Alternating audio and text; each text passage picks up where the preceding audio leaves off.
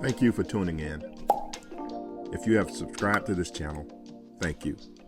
If not, please subscribe to the channel, like, and share the video. The pre-tribulation rapture doctrine has changed over time, but one thing has remained consistent.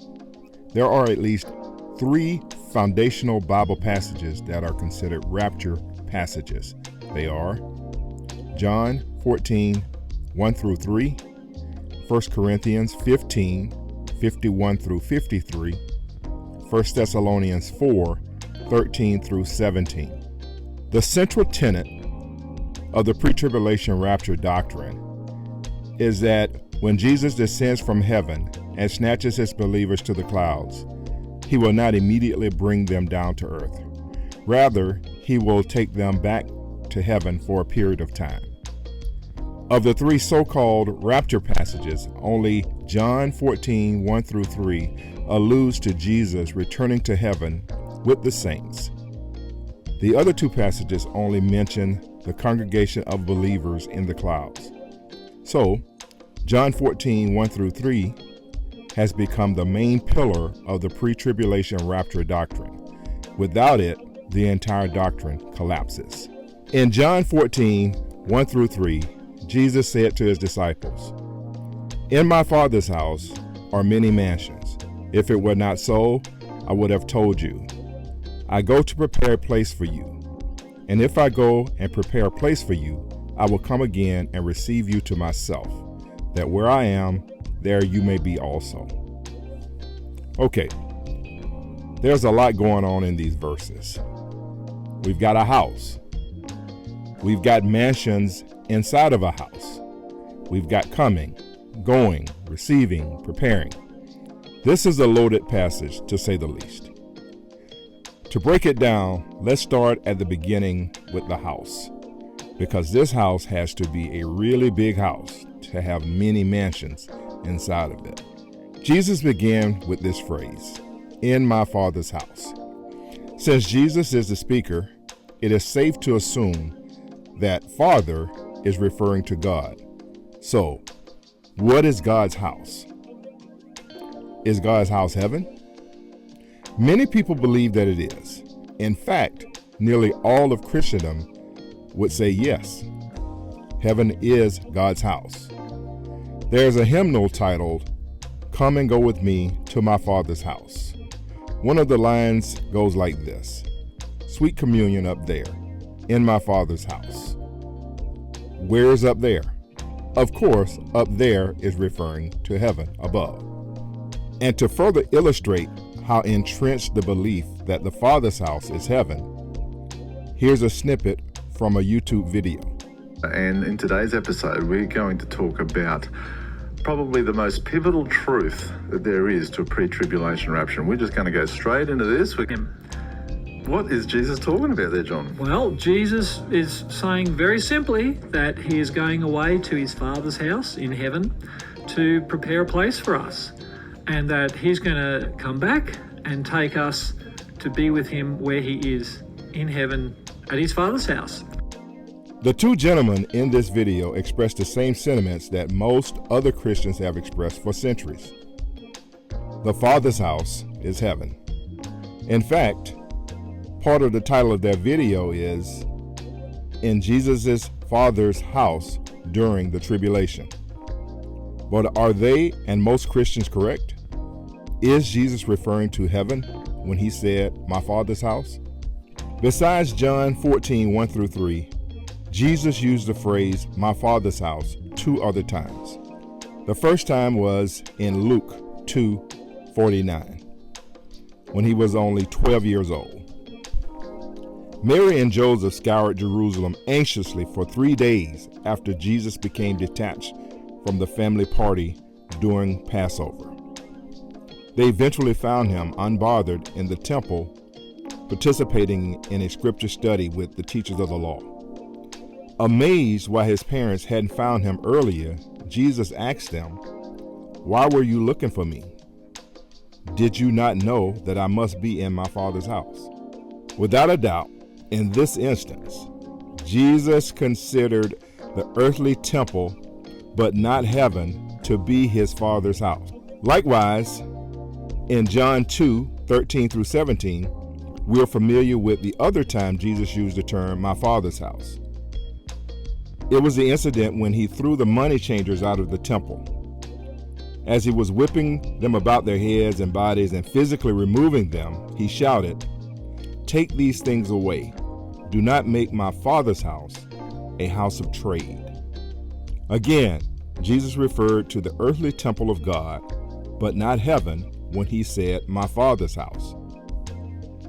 Just as apparent is the fact that his disciples knew Jesus' statement to the money changers was a reference to the temple. In John 2:17, John quoted Psalm 69:9 as a reference to the temple when he said of Jesus' passion for God's temple, "The zeal for your house will consume me." We must understand Jesus' love and devotion for his Father's house. It appeared to be the most important thing to him. And out of all the ridicule and abuse Jesus suffered at the hands of humanity, the only time he really showed anger was toward the money changers who were defiling the temple, his Father's house. He showed no anger even to those who killed him. Okay, so I have proven beyond doubt that according to the New Testament, my Father's house is a reference to the earthly temple of God and not heaven. What does this mean for the interpretation of John 14:1 through 3? Jesus said that there are many mansions in my Father's house. What are mansions doing in the temple? Well, the word mansion is an unfortunate mistranslation in the Bible. Most modern Bible translations have corrected this to mean dwellings, dwelling places, or rooms. Even in the King James translation, it footnotes the meaning to dwellings. So I will put all of this together so that you can understand the actual interpretation of John 14:1 through 3. Understand this first. Jesus was talking to his disciples only, and not all of Christians. I'm amazed how many Christians want to share in all the blessings addressed to the disciples, but don't want to share in the suffering assigned to them. This conversation about the temple and rooms in the temple started earlier. In Matthew 19:28, Jesus promised exclusively to his disciples, "Truly I say to you, in the new world, when the Son of Man will sit on his glorious throne, you who have followed me will also sit on 12 thrones, judging the 12 tribes of Israel." In the new world is the kingdom of heaven, the millennium. At that time, Jesus will reestablish the temple of God in Jerusalem, his Father's house. In his Father's house will be, of course, his glorious throne, but adjacent to his throne room will be 12 additional throne rooms, one for each of his disciples. Each will be responsible for judging one of the 12 tribes of the reestablished whole house of Israel.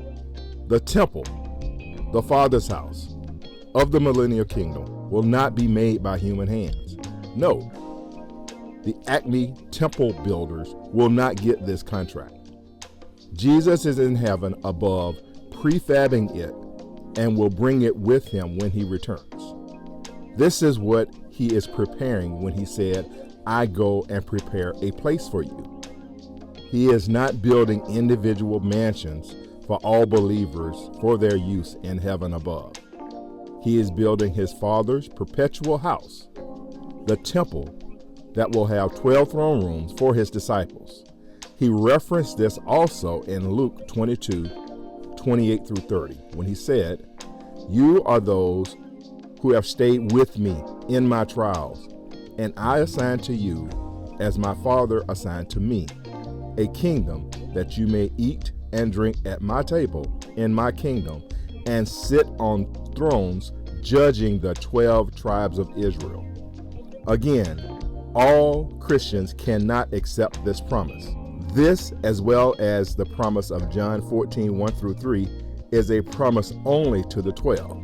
So, what is Jesus saying in the so-called rapture passage of John 14, 1 through 3? 1, I am going back to heaven. 2, I will build a permanent temple of God, my Father's house. 3, I will build 12 separate rooms for my disciples.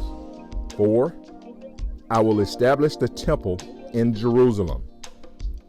5, my 12 disciples and I will be there together forever. I'm sorry about the unfortunate mistranslation of the word mansions, which should have been translated as rooms or dwelling places. But Jesus is not your general contractor. He is not building you a mansion in heaven.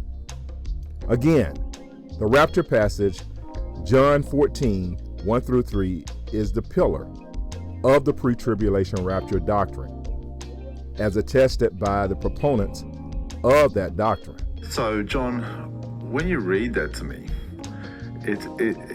what it cements to me, John, is this is the absolute proof of a pre-tribulation rapture. There's no way of getting around these words that Jesus has spoken here. Like when he says, I go to take you to be with me where I am, in my Father's house. In heaven. He lays it out. That's right. There is no mistaking it. But as I have proven, the Father's house is not heaven, and no one is going to heaven above to live in mansions that do not exist. So, on this evidence alone, the entire pre-tribulation rapture doctrine crumbles, since there is no other evidence that exists in the Bible that states that Christians will spend any time in heaven prior to the Great Tribulation. Now, before the comment section of this video starts overflowing with objections to my Father's house, I will make a small concession. There are a few verses in the Old Testament that speak of heaven as the habitation or dwelling of God. I'm aware of all of them. However, the preponderance of the references in the Old Testament references to the house of the Lord refer to God's earthly temple. Here are 243 of them.